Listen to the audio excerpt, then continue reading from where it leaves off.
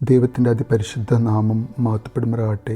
നമ്മളിന്ന് വായിക്കുന്നത് വിശുദ്ധ ലൂക്കോസിൻ്റെ സുവിശേഷം 9-ാം അധ്യായം 59 60 തിരുവചനങ്ങൾ.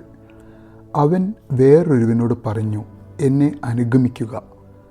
അവൻ പറഞ്ഞു, കർത്താവേ, ഞാൻ ആദ്യം പോയി എൻ്റെ പിതാവിനെ സംസ്കരിക്കാൻ അനുവദിച്ചാലും.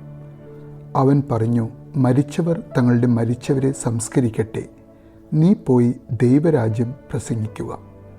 പരിശുദ്ധ തൃത്യേക ദൈവത്തിന് സ്തുതി.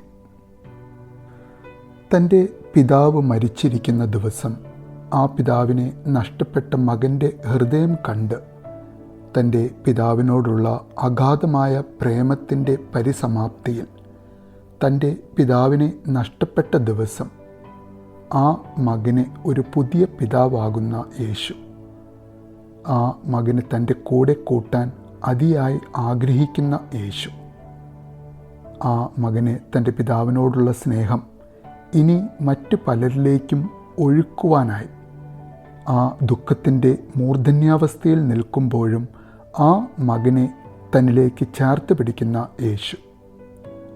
യേശുവിനറിയാം ഈ മകൻ തൻ്റെ പിതാവിനോട് കാണിച്ച സ്നേഹം, പിതാവിനായി ചെയ്ത ശുശ്രൂഷ അതിശ്രേഷ്ഠമായിരുന്നു എന്നും ഈ മകൻ തൻ്റെ ശിഷ്യനാകുവാൻ എന്തുകൊണ്ടും അനുയോജ്യനാണ് എന്നും മനസ്സിലാക്കിയിട്ടാവണം യേശു അവനെ ദൈവരാജ്യം പ്രസംഗിക്കുവാനായി തന്നെ അനുഗമിക്കുവാൻ ആവശ്യപ്പെടുന്നത്.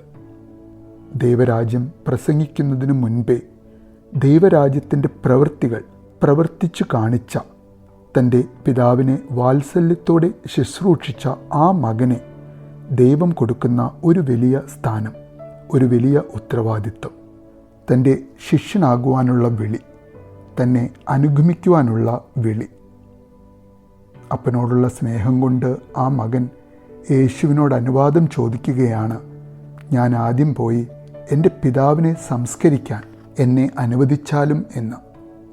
എന്നാൽ യേശുവിന് ഒരു നിമിഷം പോലും ഈ മകൻ ദൈവരാജ്യം പ്രസംഗിക്കുന്നതിൽ നിന്നും ദൈവരാജ്യത്തിനായി പ്രവർത്തിക്കുന്നതിൽ നിന്നും വൈകരുത് എന്ന ഒരാഗ്രഹം ഉള്ളതായി കാണാം.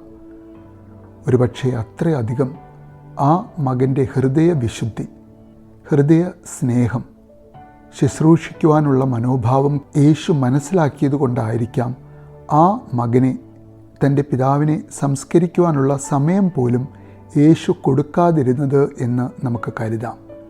യേശു പറയുകയാണ്, മരിച്ചവർ തങ്ങളുടെ മരിച്ചവരെ സംസ്കരിക്കട്ടെ, നീ പോയി ദൈവരാജ്യം പ്രസംഗിക്കുക എന്ന്. ഈ തിരുമൊഴിയിൽ നിന്നും യേശു നമുക്ക് വ്യക്തമാക്കി തരികയാണ്, അനേകം വ്യക്തിത്വങ്ങൾ മരിച്ചവരെ പോലെ ദൈവരാജ്യത്തിലെ ശുശ്രൂഷയ്ക്ക് കൊള്ളാതെ ജീവിക്കുന്നു. എന്നാൽ ഞാൻ നിന്നിൽ കാണുന്നു, മകനെ, ദൈവത്തിൻ്റെ ആത്മാവ് നിന്നിൽ പ്രവർത്തിക്കുന്നു, നീ ജീവനുള്ളവനാണ്, ആ ജ്വലിക്കുന്ന ആത്മാവും പേറി നീ എൻ്റെ രാജ്യത്തിൽ എൻ്റെ ശുശ്രൂഷ തുടരുവാൻ അനുയോജ്യനാണ്, നീ എന്നെ അനുഗമിക്കുക എന്ന്.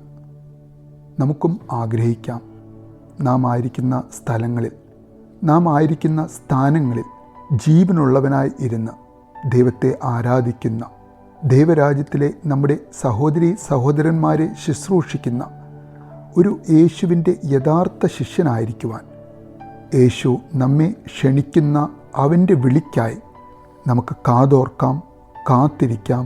നല്ലൊരു ദിവസം നേരുന്നു.